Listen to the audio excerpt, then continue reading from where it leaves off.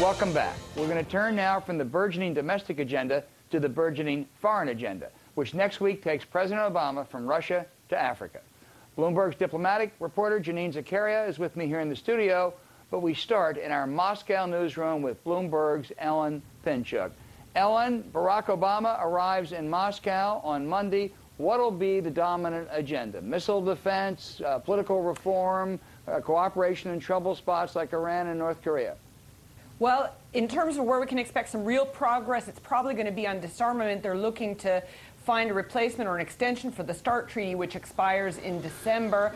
Missile defense shield also tied to that issue, NATO expansion. Iran, North Korea, of course, in light of what's been happening there in the last few days, that's likely to be on the agenda as well. The Obama camp very much driving home the point, though, that they want to appeal to sort of all levels of Russian society, so a business element will be in there as well.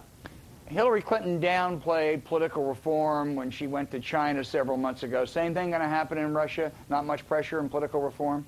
Well, that's what we're hearing, and President Dmitry Medvedev saying in his blog ahead of the meeting that he's hoping for a highly practical, pragmatic agenda, and that could be sort of read as a code that they don't want to have any more of the poking in the eye, as the Russian side perceived it in the past, of constantly raising issues of ideology, democratic rights, and so on. So that's clearly the message that the Russians are putting out. We'll see what Obama can deliver. You know, Ellen, there's much talk about cooperation and trouble spots, as we said a minute ago, but the moment that Ahmadinejad won that very dubious landslide victory, the first place to congratulate him was the Russians. Do they really ever cooperate on this stuff?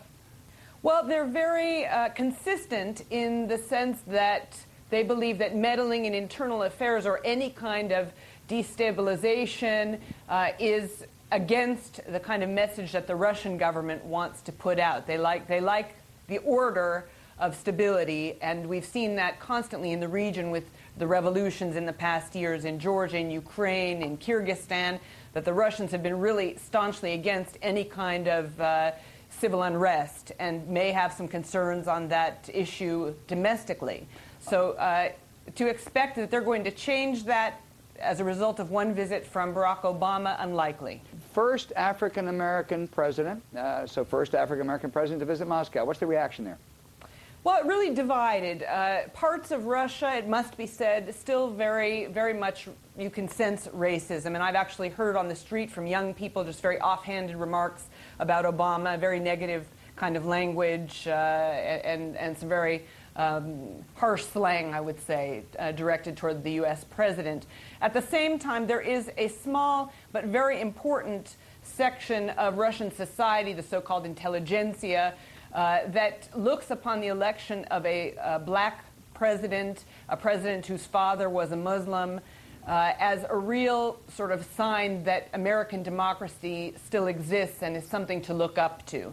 And that's a very important segment of the society here. So it'll be interesting to see what the reception will be, whether Obama works his magic on the Russian populace at large, as he's managed to do in so many European countries, given the fact that Russia has historically not been a super tolerant society. Ellen, we look forward to your reports next week. Thank you.